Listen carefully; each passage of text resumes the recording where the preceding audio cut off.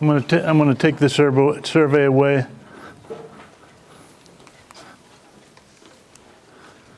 My name is Brad Hubbard Nelson. I'm a Concord resident, and I work on the Sustainability Energy Committee. And I'm happy to bring you this event on heat pumps. And I really appreciate you're willing to be able to come in here on such a nice day, because there's a lot of other things that one could be doing, including a jazz festival in town if you have time after. We're going to be talking about heat pumps. I'm just going to speak for a couple of minutes, and we're going to try to keep everything going quickly because we don't want to be sitting here nodding off. Dave Liss will talk about the technology. We'll have some testimonials from residents of the nearby towns who have who've installed some of this equipment, and some discussion of financial incentives, and then a free question and answer period with experts and installers. First, I wanted to tell you who we are. Our volunteer group ran the HeatSmart program in the 3 towns last year, and we've had an interest group for several years. So it's technology. We're technology people, but we're also learning a lot about homes and systems. And in the program we had last year, we had some installers that were chosen by a competitive process, and they're not the same ones that are here today. In fact, most of the ones that are here today are people we know. A lot of them are with the Home MVP program that you'll hear about. And we had a good year last year where we did pretty well. I think we installed heat pumps, ground source and air source in almost 100 homes in the 3 towns. And we learned a lot about the importance of community coaching, because this stuff is a little bit technical, it's new to people, and it helps to have neighbors, people that you know or in your town, to help you out, just to understand things. I wanted to just briefly introduce the people on our team. Bob Zog from Carlisle is in the back. I'm from Concord. Belinda Gingrich from you're supposed to stand up, from Lincoln, and Janicetti from the Concord Municipal Light Plant. The other group that's promoting, we have 2 events going on, one in Wayland that you don't need to go to, because it's just this, organized by EnergizeWayland. And that's part of a new nonprofit called Mass Energize, which is working on boosting sort of sustainable action in communities, heat pumps, solar, all kinds of things. And you're going to find out more about them, because I'm part of that as well, and we're hoping to expand to many of the communities around here in the next couple of years. The people from here are Ellen Tone over here, and Steve Bright, both from Wayland. And that's about it.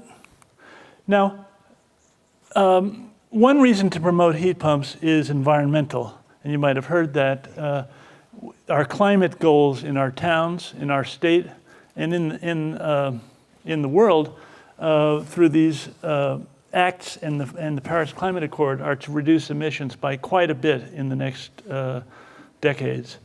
And these goals really they are a challenge, but they mean reducing the use of fossil fuels. And the easiest way to do that is by moving things to electricity and cleaning up the electricity.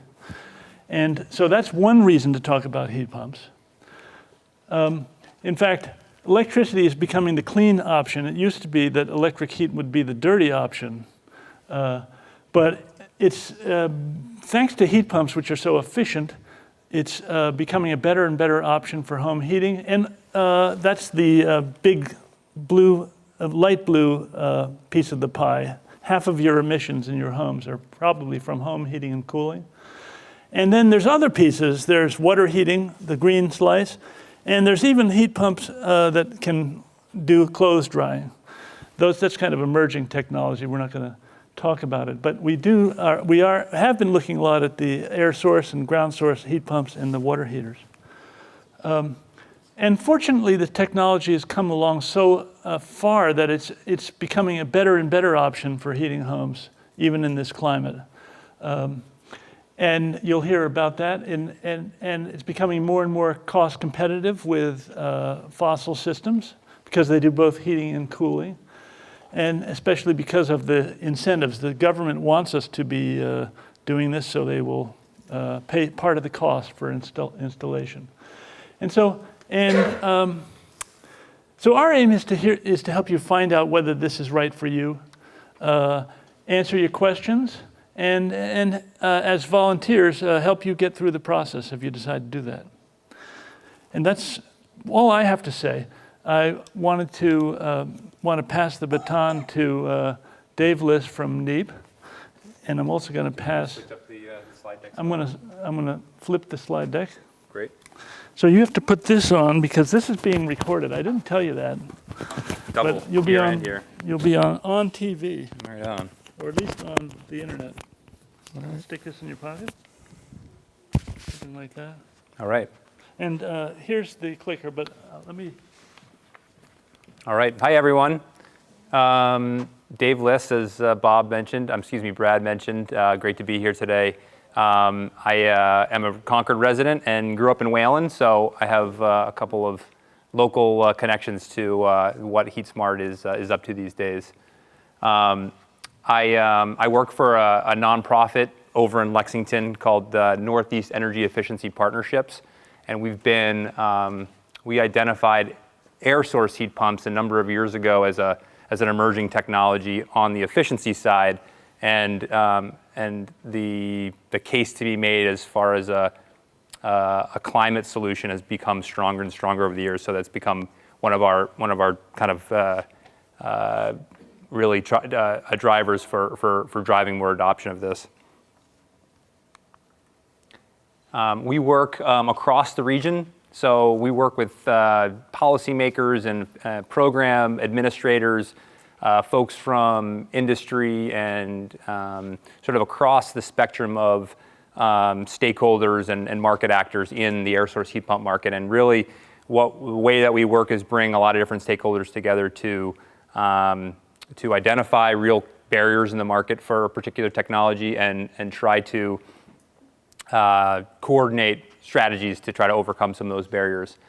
So it's actually a pleasure to be here today because I typically work very sort of high levels in the market, and today we're really talking about where this stuff meets where it sort of really meets the ground, and so it's exciting to talk about it today. Some of the questions that I'm hoping to hit on are listed here in terms of I think Brad sort of talked pretty well about what heat pumps have to do with carbon and climate, but I'm going to touch on that one more time. Sort of what the technology is, not in too much technical detail, how they work.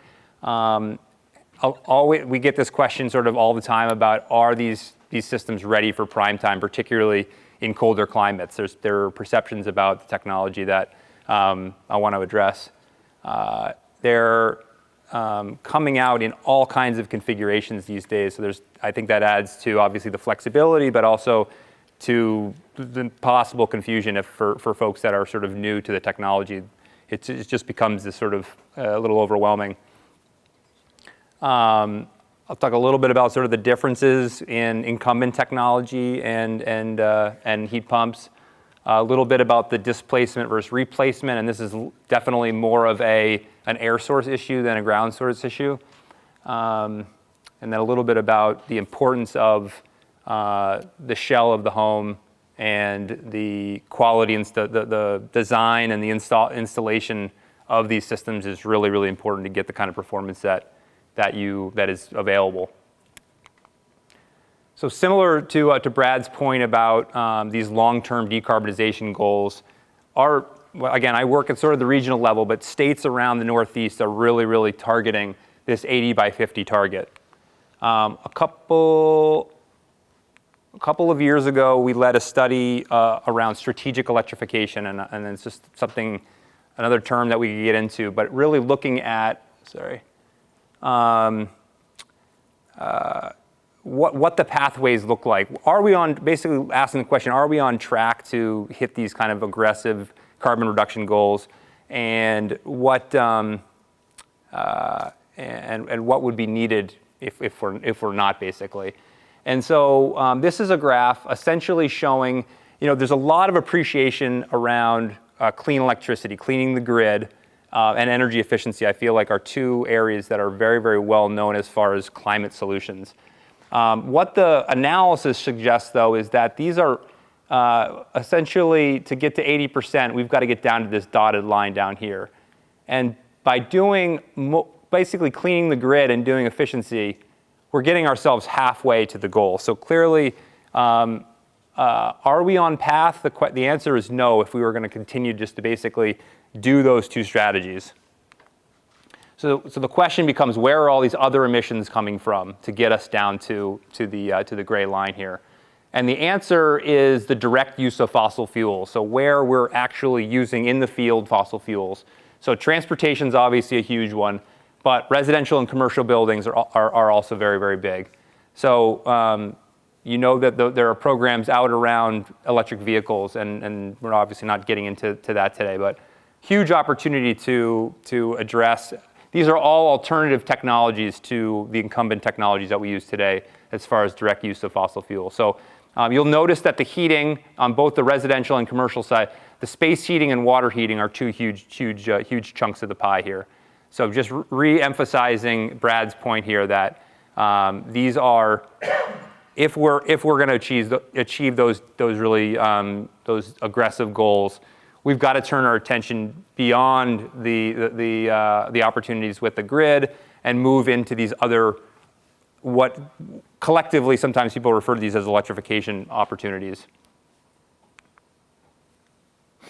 What is a little sobering is the kind of pace of adoption that we need to have in the marketplace to hit some of those goals. And so it's again, a little bit sobering, but there's just such a massive opportunity here. I just wanted to point out that we're talking about, in our region, we've got a lot of delivered fuels, things like propane and oil. We were going to have to move basically 90% of those systems that are fueled by propane and oil to electrically driven heat pumps, essentially, by 2030. So massive market transformations are really necessary to achieve these goals. So we've got a lot of work to do. And I put this slide up. NEEP is not unique. There's a lot of other wonky advocacy organizations and analysis going on around these long-term trajectories, and they're all pointing in similar directions.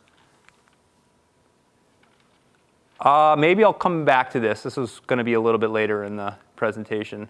Okay, so heat pump technology is the core difference between what we're looking at in terms of incumbent fossil fuel fired technologies.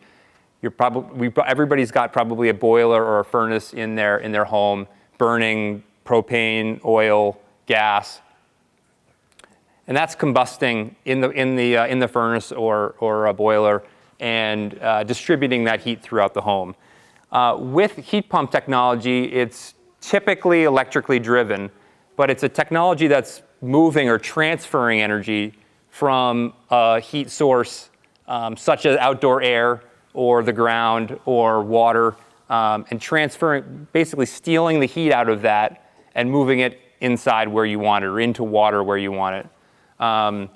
What is a little bit tricky for people to understand is that we can pull energy and heat out of air when it's 10 degrees or 5 degrees or 0 degrees and move that energy inside, move it across the gradient to really deliver higher grade heat. And we do that through, on the air source side, typically vapor compression technology. And the next slide is really making the point that we're all very familiar with this kind of technology. We have refrigerators in our homes. We have dehumidifiers in our homes. We have room and central air conditioners in our home. Essentially, this heat pump technology is running that heat pump, that air conditioner in reverse. So instead of in the summertime, you're dumping the heat outside. In the winter, you're pulling the heat from outside to indoors. And and that technology, we'll get into a little bit about the performance of the systems, but we're able to do that at a much greater efficiency than the incumbent technologies. So I mentioned my work and the initiative that I've been doing is really around air source heat pumps. So I'll go through a lot of the comments, maybe a little bit more specific to the air source side. And I think there'll be somebody that to talk about an installation on the ground source side. So there are a lot of very, very similar. I mean, at its core, they're very similar technologies in terms of leveraging other sources of energy and bringing them inside at very, very high efficiencies. Just a note about where this technology is around the globe and where we are. This is the predominant technology used throughout the globe in terms of heating and cooling spaces. We are nationally at 8%. There's more adoption of air source heat pumps and other heat pump technologies in the South. That's probably the biggest, and sort of the Mid-Atlantic is probably the biggest adoption areas. And probably I know it's much lower than that even in our region in the Northeast. But give you some perspective that again, this is not a brand new technology, and it's in fact been widely adopted in the rest of the region, the world. So a couple of the things that sort of have changed in terms of sort of the technology from even 10 or 20 years ago to where we are today.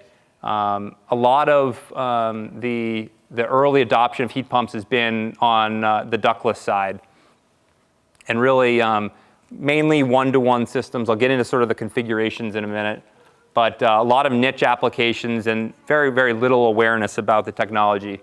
We're moving into, again, a lot of different configurations in terms of single and multi-zone systems, ducted and ductless. You can zone these systems throughout the house, so you have a lot of different flexibility in terms of comfort around the house. But we also are seeing more and more whole house solutions and a growing awareness. You see on the performance side, these are some of the performance metrics for heat pumps that are being used. In the past, we were looking at 7 HSPF, that's a heating metric, and SEER is a cooling metric. We're looking at HSPFs of 12, SEERs of over 30. Operation of these systems were typically down to about freezing, and then they would kick in an electric resistance backup. We're seeing systems being operated down to -22 now. COP, very, very good COPs, even at 5 Fahrenheit, which represents about 99% of the hours in here in Massachusetts. And capacity maintenance, so systems that can maintain the same output at higher temperatures down to 5 degrees. So these makes the technology a lot more applicable and relevant to colder climates now. And I was just going to compare a little bit, sort of the you get even better COPs from ground source systems. It's much more of a whole home heating solution, and one of the other benefits is that, David, yeah. define COP, I think there's some. Yeah, sure, sorry. COP is coefficient of performance. It's essentially what you put in and what you get out. And so a COP of, say, 1 is typical for electric resistance. For the kilowatt hour of energy you put in, you're typically getting that same amount of energy out through electric resistance. The heat pump systems are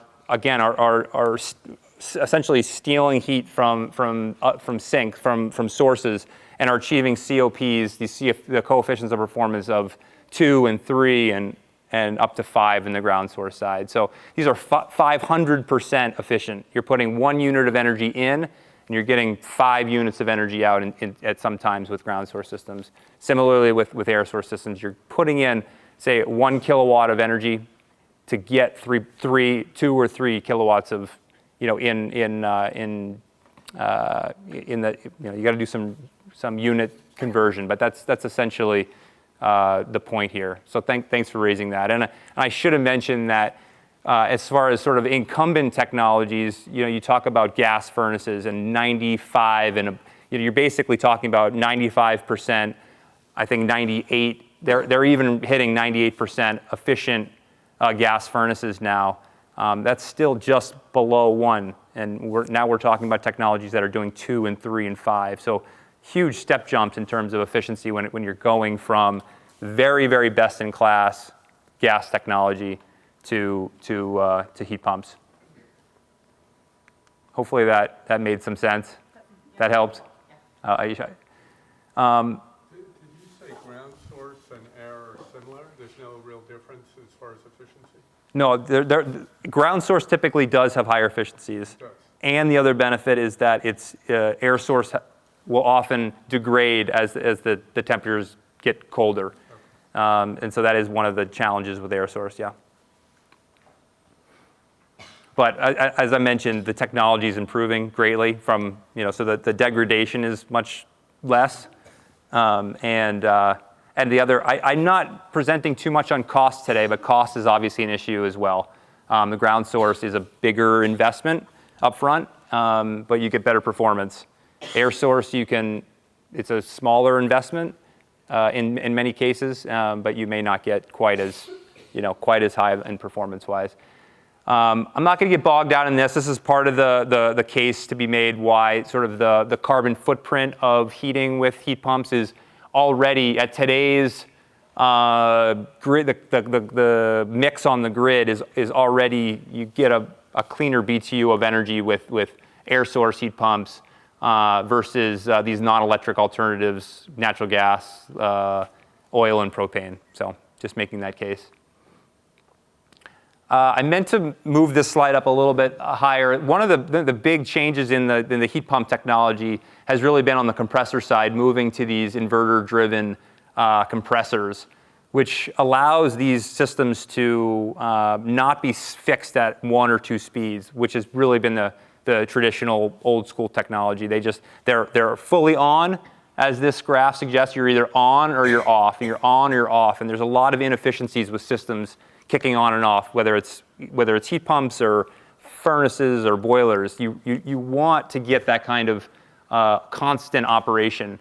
And with these inverter-driven compressors, you can find that nice, they have a wide range, and they can find a sweet spot and operate over much longer periods of time.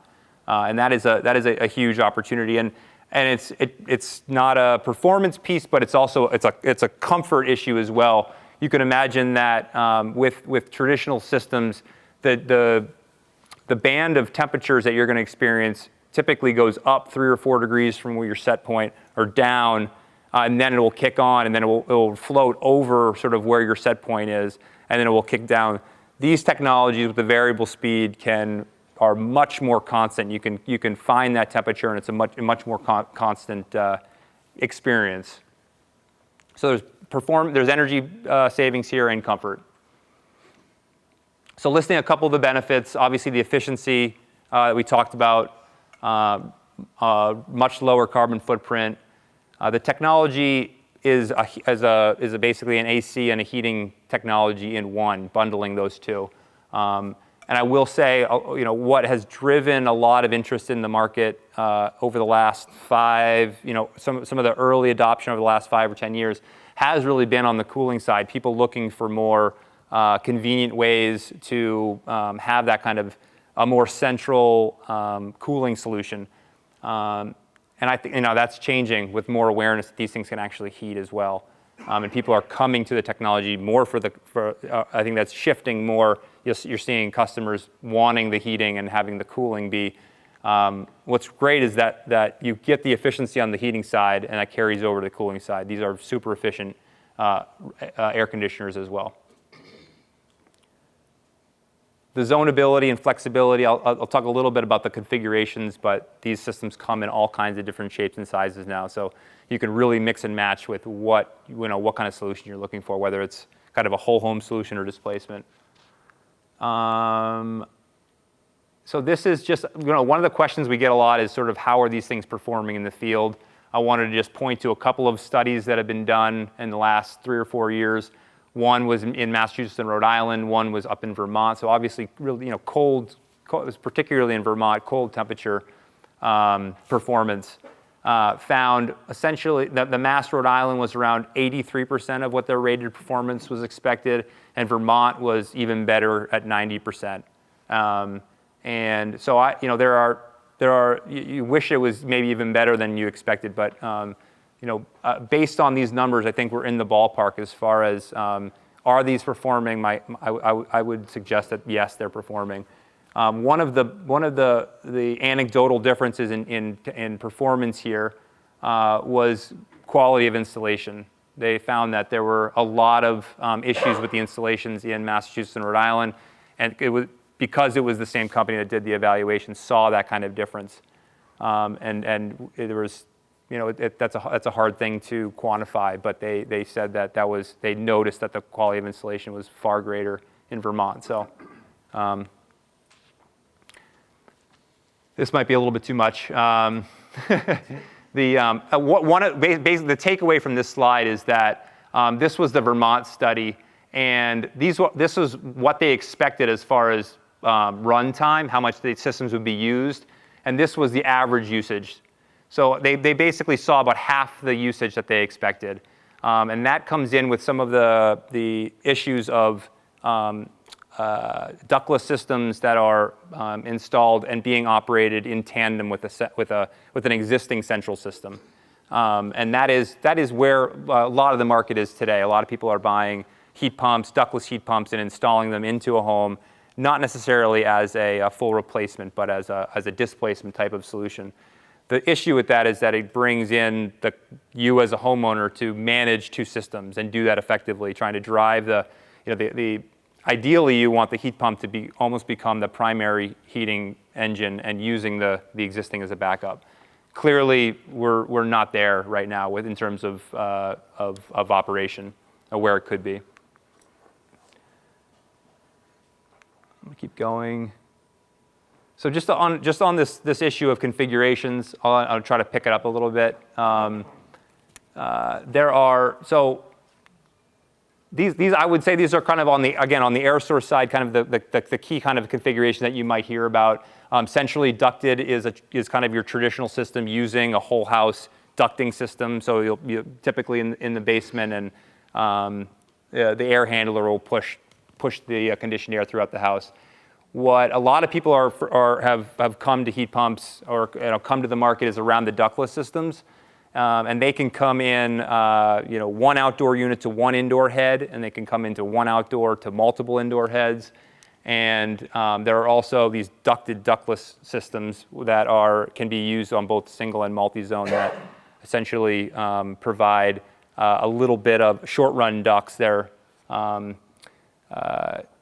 People have used them for both aesthetic reasons and because they basically have a traditional register where the air is being delivered right to the space. So I'll give you just a couple of images. So this is kind of the indoor head that a lot of people are familiar with heat pumps, single zone ductless. I mentioned this ductless. So it's essentially, this box, it can be concealed in a attic, and it's got the same guts as that wall unit, but it is you see that it's connected to a couple of short-run ducts that essentially will duct that conditioned air into one room, or it can duct into 2 or 3 rooms. So if you have a small space, a number of small rooms where one of those heads would be sort of overkill, you can branch, you can use these kind of ducted, ductless, or compact ducted systems to more effectively size them for a bunch of different rooms and not have to put a million different heads in every room.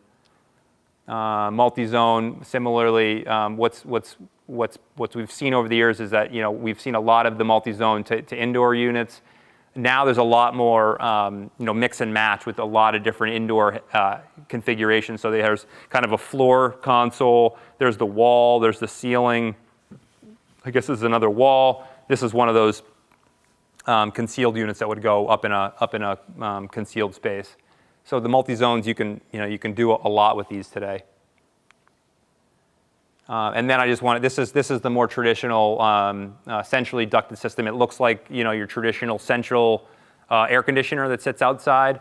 It will run in reverse essentially, be the heating unit in the winter, has the heat exchanger in the basement of, it's basically a furnace fan, and it will distribute the air through the house that way.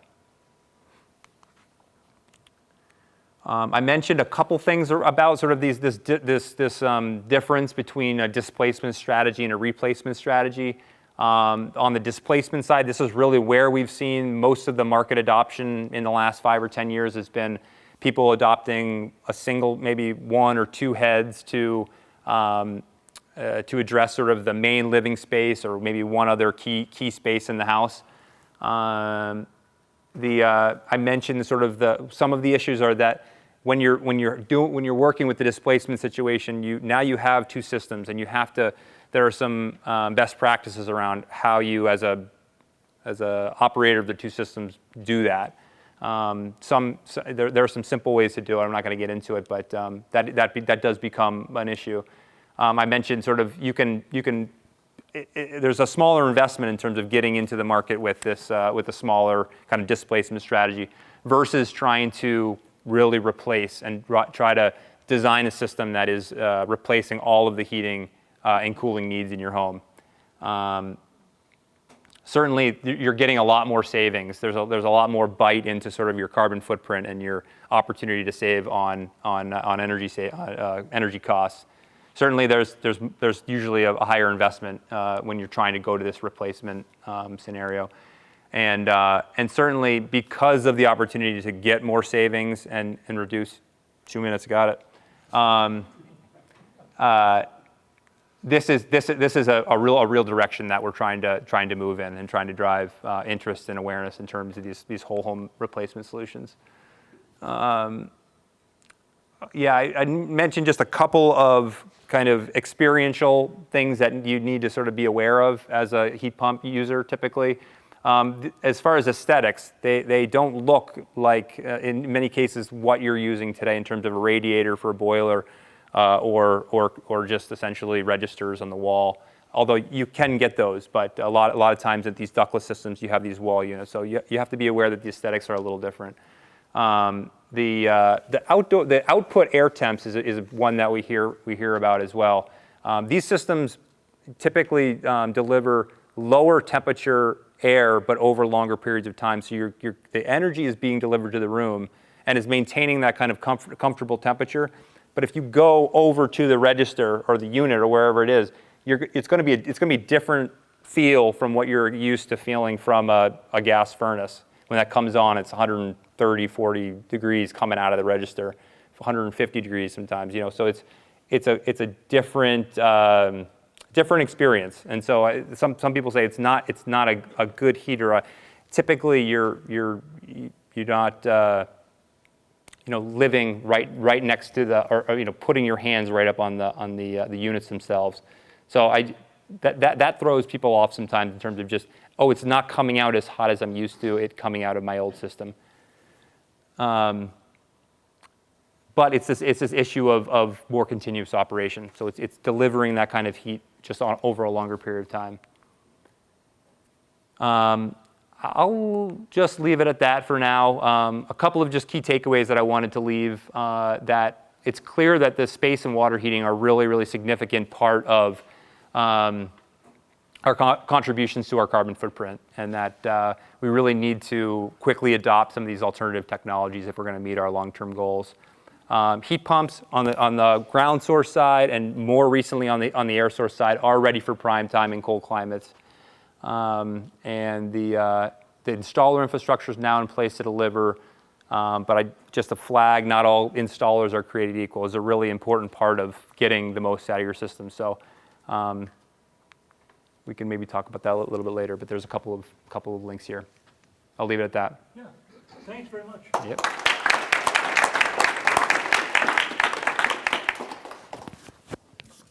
I wanted to mention that the information, there's a lot of information in that presentation, and we're going to be sending around a PDF of the presentations to anybody who signs up on the sheet outside. The HeatSmart list, we will send out a PDF, and it's not a long-term email spam or something. You'll be able to get that and decide whether you want to be on the list. I'd like to do the testimonials now and maybe invite the Longneckers to come up if they. I think you were the first ground source installation in the HeatSmart program. Oh, maybe. HeatSmart program. I'm not sure. This Yeah, is we- Lucia Longnecker from Lincoln. Thanks, Brad. Yep, I'm Lucia. Right. Now, Oh, this is for Right. you to speak into. Can you hold that all one? of that. I'll put it. Does it have to be a special way? Good enough. And then I have to hold this somehow. So, yeah, we have a 20-year-old house, and it's 2,300 square feet. And we built it 20 years ago with energy efficiency in mind. And it's an acorn home with a pretty open floor plan with forced hot air that used to be heated by an oil furnace. So, and we have centrally located wood stove that also supplements our heating system. It also has other perks like keeping us warm and comfortable in those dark, cold winter days. And also can, oh, oh, sorry about that. So do you want me to start over again, or is that good? Okay. So, and we can cook on that wood stove that's centrally located that helps our heating system. We also have PV and solar hot water panels that we installed in 2007. And 3 years later, we installed central air conditioning to combat the mildew from the summer humidity. And so then we had our house reinstalled through the Mass Save program in 2016. So we kind of addressed a lot of what Dave was saying. So that's nice to know. And last summer, we installed a geothermal heat pump that went online in October. We had been looking for a new system, knowing that our 20-year-old oil furnace was going out, eventually going to conk out. And so then we found the HeatSmart program that was in one of these cooler Concord events, and it answered questions that we had had when we had considered geothermal earlier, like what if the loops get cold, and how can we be sure that our electricity costs won't go through the roof, which is the stories that we'd been hearing about. So people like John Snell and Belinda Gingrich were very helpful in allaying our fears. And the HeatSmart program also found an installer that we could trust. So that was another, I really think that program was fantastic. It really helped us. And also got the costs down to like 2/3 of what it would cost. I think the original cost was almost $55,000 to put in a geothermal system, and they got it down to $19,000. So that was, we decided we could do it. Granted, it was more than we had to spend to replace our old heating system, but we are committed to reducing our long-term impact on the environment, and we felt it was our responsibility to put that in. So What was your final cost again? it was $19,000. So that includes grant that we got from Massachusetts, and then it included the HeatSmart program cost incentives, as well as AICs, which are alternative energy credits, and a huge rebate of 1/3 of the costs from the government, federal government. So we had no taxes to pay this year. That was nice. And then, so costs on operating the system, we had been spending an average of $1,200 on oil annually, keeping the thermostat at 67 degrees and setting it back to 58 at night and during the day, especially when we're not, of course, when we're not at home. And then we also burned about 4 cords of wood a year. So with the new system this past year, our electricity costs for the geothermal system were $650, so about half of what we were spending on oil, and we burned the same amount of wood. So the thermostat and the internet interface gives us instant and historical energy usage, among other things, and that's how we know how much that's where I got the data on our costs. let's see, we were advised that the heating efficiency with the geothermal was better if the thermostats are set at an even comfort level. Having just heard all of this from Dave, it's great to know that's all true.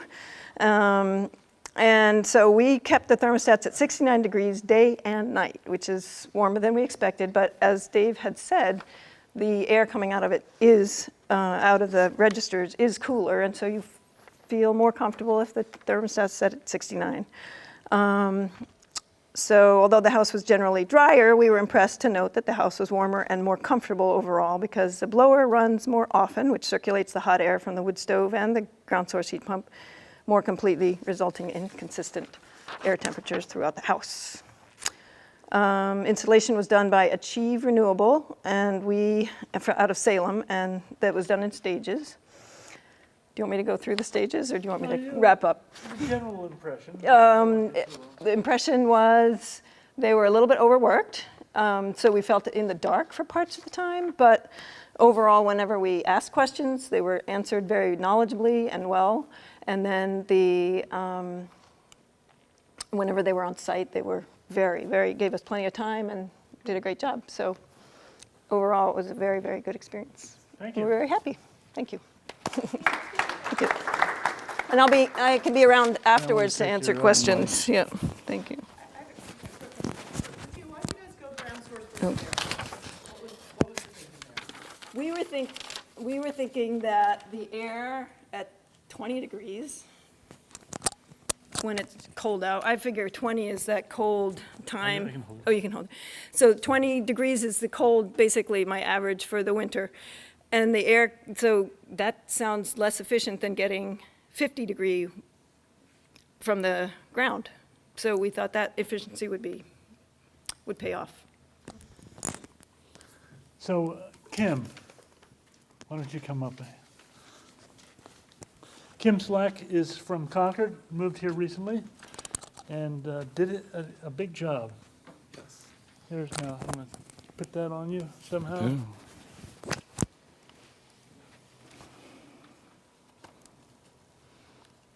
Great, thank you. Hi, I'm Kim Slack. I love my heat pump. We have a 65-year-old Cape, about 2,300 square feet, and we had a 40-year-old boiler, oil boiler, with a big tank. So we decided to ditch the whole thing. We were worried about oil spills, and we talked to a couple of people here in Concord doing the HeatSmart, and they said, "Oh yeah, the technology you should be fine not having a backup." It's like, I didn't say that, did I? And then I talked to installers. Some of the installers agreed with me, agreed with the Concord folks too. So our motivation was to reduce carbon, kick fossil fuels. So we installed a ductless Mitsubishi Hyper heat unit. Muirfield Mechanical, who I think might be here, they installed it. The biggest benefit for us was that for the cost of a new furnace, we could get air conditioning on top of this. So we had a couple of wall, those units that go through the wall, air conditioners. They were old, like 20 years old. And so we knew those weren't very efficient. We got rid of those and decided to put in these ductless heat pumps. The one thing we liked is the ductless give you lots of options. So, for instance, my wife wasn't too keen on putting a big unit on the wall. So as you saw earlier, you can get floor units. So in the bedroom, we have a floor unit. It fits really nicely and does just a wonderful job. One surprise, however, is that in the really cold winter days, these go into defrost mode because there is moisture in the outside air that condenses on the coils. And so it takes air from inside to defrost those coils outside. and it makes a noise, kind of like a low sneeze or a flushing noise every couple of hours. So, and the colder it gets, a little more frequent the defrost goes into. So that was one surprise, a little noisy there. However, we were warm all winter. It got down to 0 degrees last winter, I know. I was a little nervous, but we were fine. A little adjustment getting used to the fact that you set it and you forget it. So I'm used to setting the heat back, having some nice warm blankets on the bed. You put light blankets on the bed and you keep the room at an even temperature all day long. So that was a little bit getting used to, but we love it. Overall, we're very satisfied. We saw a carbon reduction cut to 55%. By the way, there's a great calculator that can give you some ballpark numbers. Bob Zog, one of the HeatSmart coaches here, developed a calculator to look at carbon reduction as well as cost savings. My advice is there is a wide variation in contractors out there. I would call contractors and they would tell me that you don't want to do heat pumps. No, they're not going to keep you warm during the winter.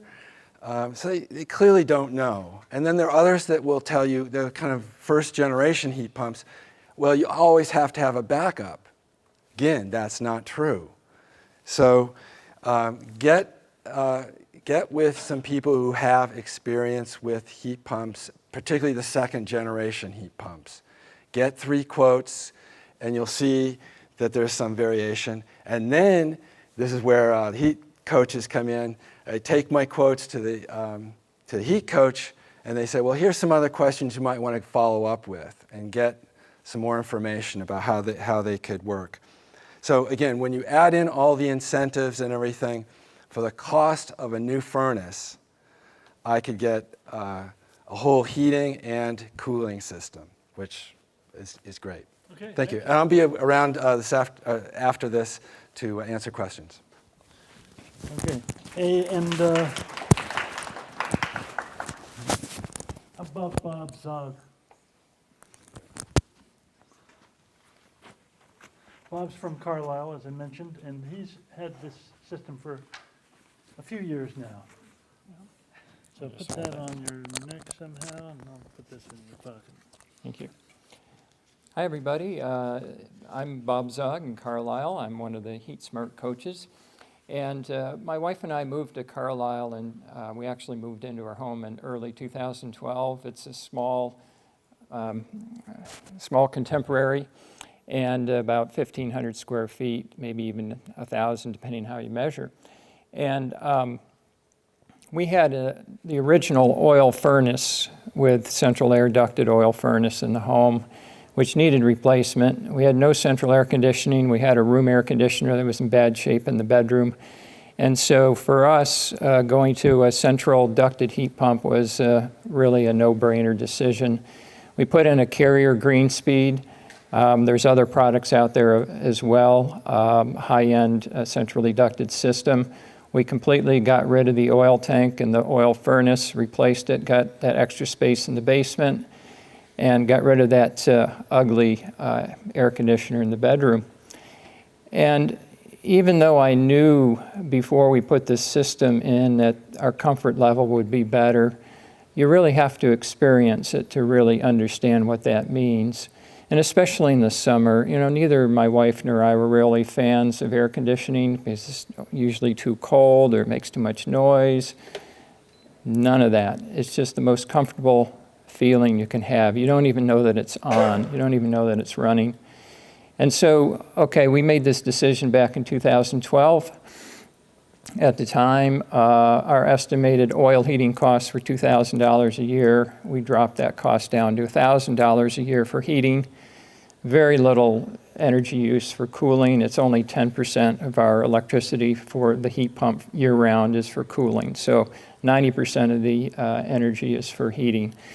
So very little energy needed for the cooling on top of that. Now, since that time, oil prices have dropped 25%, electricity prices have gone up 25%. So the economics aren't as good right now. The energy savings are not $1,000 a year, they're probably closer to $100 a year right now. But even if I had to make the decision again today, I would make the same decision just because of the convenience, the comfort, and the dramatic impact on our carbon footprint. Those are all well worth it. And again, for us, the first cost almost wasn't there because we had to replace the furnace, which would have cost us $6,000. If we put in central air conditioning, that would cost us another $5,000. We paid $11,000 for the system net of rebates. It'll be a little bit more than that today. So, very little first cost in our situation. Thanks very much. How about water heating? Water heating, yeah. We also installed the heat pump water heater in 2013. And I couldn't wait to do this. We had an almost new electric resistance water heater, but I couldn't stand the idea that we're heating water with electric resistance. So I took out a perfectly good electric water heater, replaced it with a heat pump water heater. We've loved it. It probably saves us a couple $100 a year in our water heating costs. It helps cool the basement off a little bit in the summer. Not that we need it, but it's nice. Haven't had any problems with it at all, and so it's been great. And we deliberately went to a plumber who had never put one in before, just to make sure it could be done. No problem. Any plumber who's qualified at all should be able to install a heat pump water heater. They may not be willing to do it if they haven't done it, but it's really not that much different.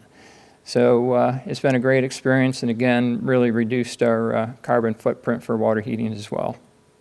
Thank you. Thanks, Bob. Now, did Steve Durain come? I don't recognize him. Okay, he was thinking of coming to talk about his water heater, but Bob had one.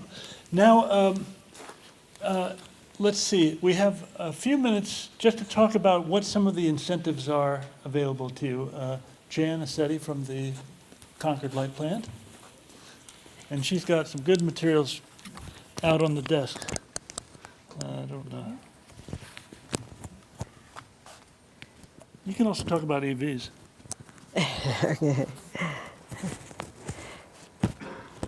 Okay. There are thousands of dollars in incentives available to bring down the cost of installing heat pumps in your home. The Concord Municipal Light Plant offers rebates to Concord residents for installing air source heat pumps or ground source heat pumps or heat pump water heaters. And rebates are available from Mass Save and from the Massachusetts Clean Energy Center for Carlisle, Lincoln, and Wayland residents. And in all of the communities, for some of the technologies, there are often larger rebates available for households that meet certain income criteria. All of our residents in all of the communities are also eligible to receive alternative energy credits, which were mentioned a moment ago. These are incentives provided by the State Department of Energy Resources. They are worth thousands of dollars just by themselves, and they're available to you if your air source or ground source heat pump is your sole or your primary source of heating. For all of our residents in all the communities, there is also a federal tax credit, which was also mentioned, that is worth 30% of the cost of a ground source heat pump system after rebates. Now, that federal tax credit goes down to 26%, from 30% to 26% in 2020, and then down to 22% in 2021. So now is the time. If you think that a ground source heat pump might be a good match for your needs, you should explore it and work with your installer to get it installed as soon as possible. Ground source heat pumps are also exempt from the state's 6.25% sales tax.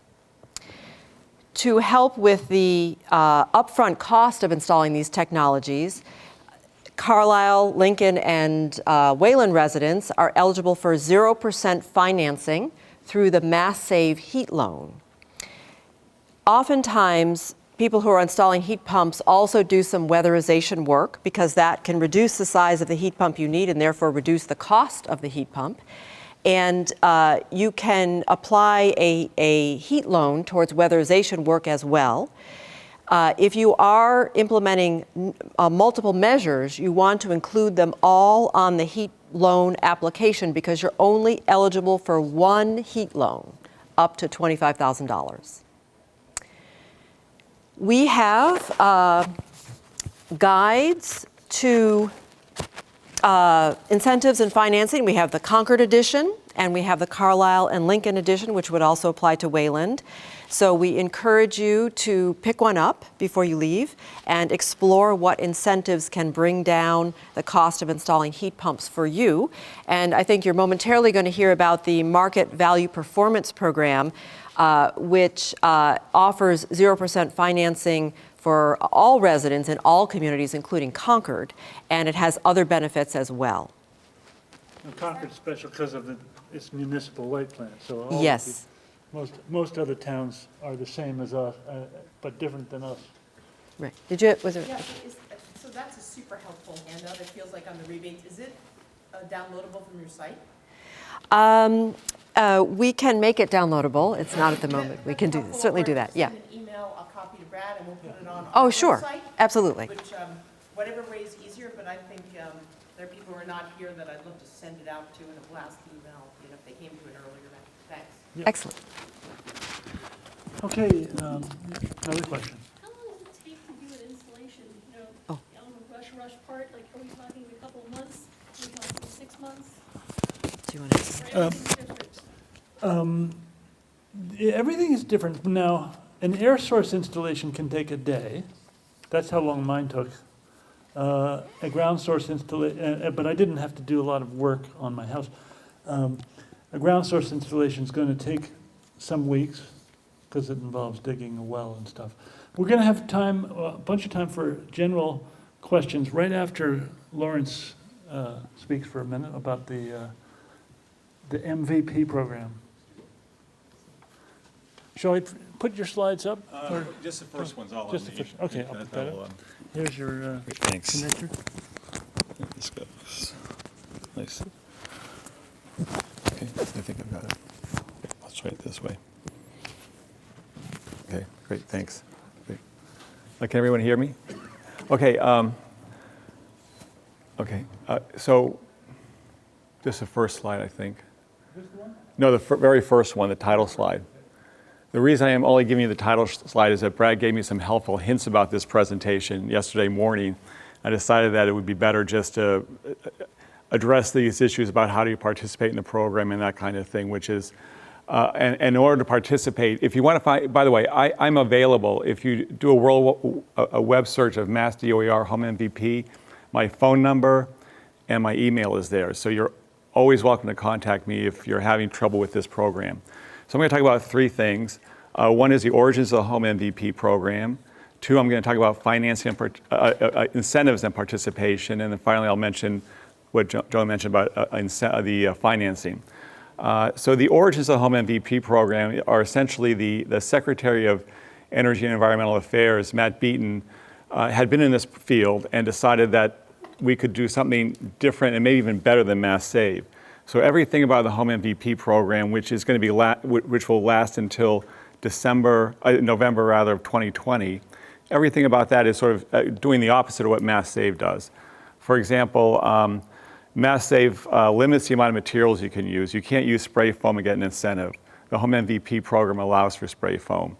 Mass Save bifurcates participation. Oh, you did your weatherization. Now we have another program called the retail program where you can get your heating system. We'd like to see comprehensive jobs out of the Home MVP program. And one of the things is that the relationship with the customer in the Mass Save program, by the way, these are no criticisms of Mass Save by any means. It's just the way utilities run these programs. They feel that their relationship is the most important relationship with the customer. In the Home MVP program, we say it's a contractor's relationship with the customer that's the most important. And as a result, part of the program design is that there are incentives available in the program. However, they're called contractor incentives.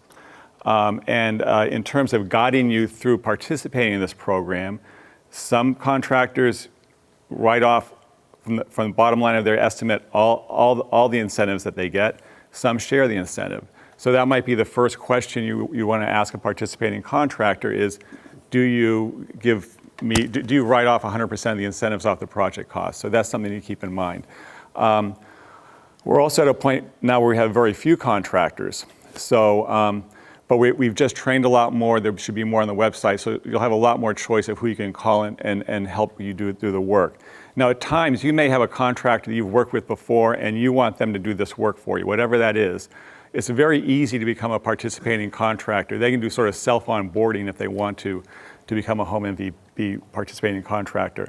Now, the range of incentives, if you have a very small house and just do air sealing, you have to save at least 5% of the energy bill or your energy usage, which is in MMBTUs.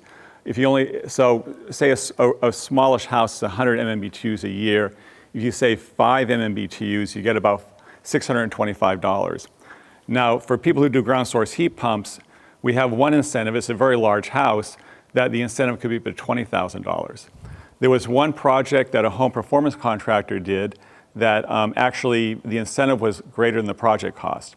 So they are generous incentives. And again, we would like, to the extent possible, have you work with the contractor to get as much of that, into the project as opposed to, or however you feel is fair with the contractor with these incentives.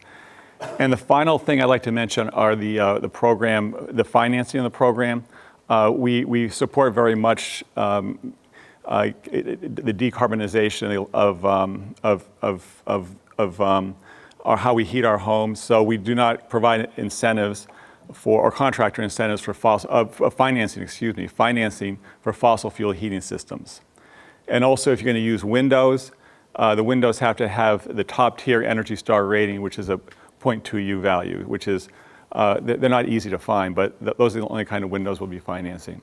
And finally, with financing, if you have remediation to do, say you have an asbestos on your old oil boiler, or you have knob and tube wiring, part of that financing can go to the remediation work or these weatherization barriers that these pose. So I think that covers it. Yeah, thank you. Okay, thanks, Brad. Why don't you guys introduce yourselves? My name is Ryan Queenan. I'm with Earth Tech Systems out of Lowell, Mass. Geothermal contractor, and me and my father in business together. Nate Mallor with Murfield Mechanical. We do the heat pumps for a lot of these towns around here. I am also in business with my father, too. Okay. Good or bad, right? Yeah. Good or bad. So we're going to have trouble. So, who's got a question? Will somebody talk about this new generation of heat pumps that does air source to hot water? For people like me who have the baseboard boiler that heats up the hot water, it's a great distribution system already intact. These new mini pumps will use the air source to do the heat transfer, but then it transfers it to the hot water. Well, right now we'll be installing there'll be like a supplemental source, so you keep your baseboard intact. They do make units out there that are like a water-based, system. I don't believe the technology is really there, at least for us to even start like digging into it. I wouldn't put it in my house, so that's one of the reasons why I wouldn't put it in a customer's house quite yet. I don't know many contractors in the area that do that. It's probably something that, to look into. It's something that we probably wouldn't be able to help you out with too much. Do you know anything about that? Yes. So what you're referring to, correct me if I'm wrong, is the Nordic heat pump that will do your baseboard heat. But one of the things that we've ran into, we have not done an install with the Nordic. And one of the things that you will run into is that you're not solving your air conditioning problem. So you will, on your distribution, be able to get the water temperature that high, because a regular hydronic system on a boiler with forced hot water, you're running around 180-degree outgoing temperature. So the Nordic will support that baseboard, but you haven't solved the air conditioning issue directly. I believe there's a Space Pack too, is the other brand. Yeah, Yep. we looked at those we're working with another contractor in Newton with one. That's going on right now. We can give us a call in 6 months, see how it comes out, but it's something right now. I don't know if the technology is quite there yet. Could you repeat that? I didn't hear what you said. About the Nordic heat pump, You both talking about Nordic? I'm referring to Nordic, he's referring to another line from another manufacturer, but around the same concept. The one thing that you will find with geothermal, and more contractors you talk to, one of the bigger things that we find with people that have radiant heat is that we can do what they call as a water-to-water geothermal heat pump, that you'll have your radiant heat, because you have to run radiant heat at a lower temperature, not like your conventional baseboard heat. Radiant heat will run around 100 degrees, so you can do both concepts, both the water-to-water that will do the heat, and it will do the AC off of like a hydro air unit that you would have in your current home, that maybe has baseboard, a hot water running to that. Now you would use that for your air conditioning side. So you kind of basically, at the end of the day, have two distribution types. You have your radiant heat through your water in the floor, and then you would have your heat and AC out of your ductwork off of your heat pump. So there's a couple different ways that you can do the house, and depending on what you have currently for distribution. The other way is we would, install some heat pumps in your house and then have like an integrated control setup where, at a lower temperature, your heating system would turn on once the heat pumps become less efficient, and when it gets, a little bit warmer out, the heat pumps would kick back on. Those would be kind of your integrated control systems. Okay. I just had another question. I just had one answer to that question. I wasn't finished with my question. I wanted to ask you, I have beautiful old radiators that my gas-fired furnace supports. And then I have another section of my house with forced hot water. Can those radiators be put into any system like you're describing? It would be more of an application. I'd have to look at them. Sometimes you can run low water temperature, but what you end up getting into at that time is more going to like a Runthal heater on the wall that you might have seen that can get the BTUs out of that distribution. So I would have to, it would be more of a, I'd have to look at it to see what I'm dealing with. Yeah. Thank you. Yep. Next question. If you happen to live in a neighborhood known to be having a lot of rock ledge, do you guys have a way to test, and how deep do you have to go with the geothermal? Believe it or not, ledge is the ideal situation for geothermal because it's a driller's dream. The rock, once you get into the bedrock, you're only using an 8-inch casing to get into that bedrock. Once you get into that bedrock, now it's just, we'll call it a heating hole. And that is all based off of how many BTUs your house supports. We've done jobs in Gloucester, Mass that were 3,000 feet, but built in the early 1900s, they needed 10 tons of heating and cooling. We've done houses that are built in 2013 and now that are maybe 4,000 square feet, but they only need 3 tons of heating because they don't have that loss. They have spray foam insulation. They have very low U-value windows. So it's all based off of your heat loss of your home. And what they call that is a manual J heat gain, heat loss calculation. So you base your house off of the depths of your well. Massachusetts standard, 150 feet per ton. 1 ton is equal to 12,000 BTUs.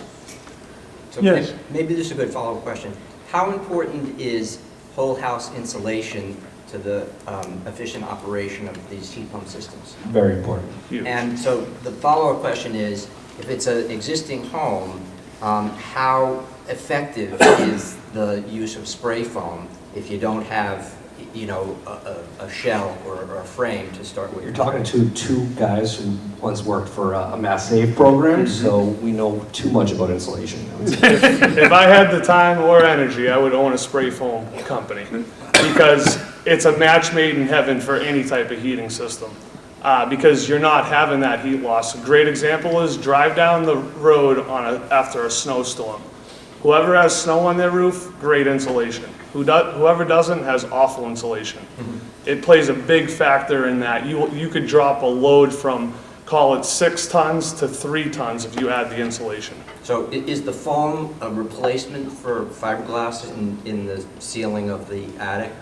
Well, a lot of times when you're doing foam, you're changing the thermal boundary too, so a lot of times you'll be spraying your roof, so you're kind of adding more volume to your actual heating space. So sometimes, it really depends on the application. Like I said, I think both of us know a lot about it, but I don't want to say too much too without really talking to a professional too. I mean, I think we've all dealt a ton with spray foam, but there's a lot more to it. Yes. I'm looking at the Mitsubishi catalog that was handed out outside. And I'm an engineer, so I hear lots of nice words, but what I really like is numbers. And I'm seeing different numbers for rated capacities and maximum capacities. And they're significantly different. Can you explain why that is? Yeah, absolutely. It's all going to be based off of like how the application is done. Let's say a good example is your single zone mini split, let's 18,000 BTUs. Like that one is actually rated for heat at about 23,000, I believe it is. And then once you get down to negative 15, then it starts to ramp itself, will be less efficient. And then I believe it is negative 15, you're still at 18,000 BTUs. And that's just your single zone. The big multi-zone systems are rated a little bit differently. But I'm looking at, there were 3 different ratings, one at 47F, another at 17F, and another is heating at 5 degrees F. At 47F, for example, rated capacity is 22,000, capacity range is up to 25,000. At 17, which is most interesting, I think, rated capacity is 13.7. Max capacity is 22, almost a factor of 2 different. That's at the same temperature, 17F, which is a typical winter temperature. I believe you're actually, is that the multi-zone systems? I believe it is, because that's the... It's basically because these are variable speed, at 17, the system could be providing a lot of heat, and it can ramp down to provide a little bit. So rated versus max. Multi-zone systems too, like everything changes too. So I don't want to. We're a long discussion with it when you start getting into that too. Is of how many units you have on your system, ductless compared to ducted. There's if you're turning if there's a 4-zone system, you're only running one of those. Like everything changes drastically. So it is based off application. Let me kind of explain a little bit better. But is there a change in the efficiency?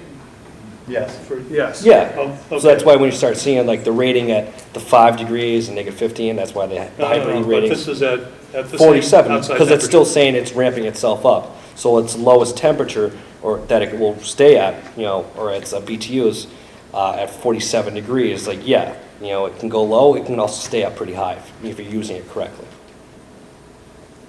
Charlie. I like the idea of the ground source, just because of the thermodynamics. It seems like you should always do that. But it sounds like a lot of people do air source, in part, I guess, because the installation is less expensive. I wonder if just someone could give me a kind of a big picture overview of how you go about making the decision between the two. Well, one of the bigger things that you find with geothermal versus air source, there's a lot more pros to it. One of them being is there's no outside equipment anymore. Everything is in your home. So the life expectancy of the units will be a lot greater, okay? One of the other things that you look at when you get into terms of geothermal is you'll hear the term hot water generator or de-superheater. What that means is that when the unit is running and heating or air conditioning, I can make about 30% of domestic hot water for no cost. So now you can intertwine both your heating, AC, and your domestic hot water with geothermal. Air source, we do both. We're more of a geothermal niche contractor. But air source makes sense sometimes. I go out and I look at the home and I treat every home like it's my own. Does it make sense to put geothermal in? Are you going to get that back in your ROI, your return on investment? Sometimes it does not make economical sense. So you kind of have to look at both pictures. What are your short-term, long-term goals, and aesthetics comes a problem with air source sometimes. So that's why now they're making more units. So when is air source a good idea? I think too, like we're the exact same exact opposite company. We're air source based, but when sometimes it comes to play, we're geothermal based too. So I think with air source, I mean, the time to do the installation too is much shorter. Equipment costs significantly less. I think it's just a lot more popular too. Sometimes people can get a little overwhelmed when they start hearing a lot of geothermal and what's involved, digging wells. Air source heat pump, I mean, you drive down the road, you've probably seen a couple of Mitsubishi outdoor units attached to people's walls. I think it's a little bit more popular. I think the branding is a little bit different too. You start seeing the big manufacturers, marketing and advertising a little bit differently. The generous rebates from Mass Save and Mass CEC, there's a lot more rebates out there for it that have been more promoted. I think just the aesthetics and what you're used to can be a kind of a confusing process too. If you're always okay, for me, when this thing's blowing out 70-degree air and it's 20 degrees out, I don't care if this thing's purple. So that's just me, because it is a noticeable, warmth there coming out too. Also, what's the lifetime? I mean, I know we have a furnace downstairs was rated for a 25-year average, but it's at 35. So on the heat geothermal and on the air source, what's the lifetimes, sort of average expected lifetime? Right now with Mitsubishi, the air source heat pumps that we install or the carrier stuff, it's usually, a lot of them come with a 12-year warranty on them, which is going to be parts and material. We have some out there that's been around for a while. I wouldn't say it's necessarily going to worry about how long they're going to last. I think we're kind of at a point where the ones that were installed 10 years ago probably could still last, but their efficiency has changed significantly where it's been more efficient or more cost effective to upgrade stuff of that nature. And it's a little bit easier to upgrade your ducted heat pump system than sometimes. I was just thinking, I lived in Texas, so the air conditioner was one of those things that got replaced often. So yeah. That's why. And then the geothermal lasts. I would say the life expectancy, I run into systems that are 35 years old. Out there. The life expectancy on the Geo, I would think, is going to be greater than air source, mainly for that factor is everything's in your home. The sun, the weather's not beating on that unit. The other thing is that the compressors, everything is in that one unit. So if you do your maintenance, it will run the distance. Again, it comes down to doing the design. Design with geothermal is so important to making it run adequately. Because if you don't, compressors can fail because they're not getting proper exchange through the coil. I see a lot of things with install related, not so much jobs we've done, but other contractors out there that have issues. I think like I said, choosing a contractor is definitely important too. There's definitely a quality of workmanship. And also branding too. There's a noticeable difference between the different brands of heat pumps out there as to efficiency, also warranties and how they're installed. At Murfield, we do a bunch of them a year, so we kind of get the maximum that Mitsubishi offers of the 12-year warranty. So usually, if anything, problems happen the first couple years anyways. A lot of time Mitsubishi wants to protect their brand more than anything, so they're going to give you a lot of stuff for free. Any more questions? Sharon. So several people that have installed these systems mention that they don't do setback, they set the temperature and leave it day and night, which I presume goes with you're not getting the heat, the warmer air that you're accustomed to with the more conventional systems. So if you did set it back, and then you wanted to warm it up in the morning, how long does it take to get, instead of leaving it at 69 degrees, if you set it down to 62, and then you want to get it up to 69, does that take an hour? It's not really like a black and white answer for that one. There's a lot of variables come into play. The temperature outside, the heat loss in your house, what temperature you set back to, or you're 10 degrees, 5 degrees, 3 degrees. That's a tough one to tell you. I set mine back 2 degrees, at 3 o'clock in the morning, it starts to ramp itself back up, and there's been days where it doesn't even get up for another day because it's 10 degrees out. So it can work harder to get it up there.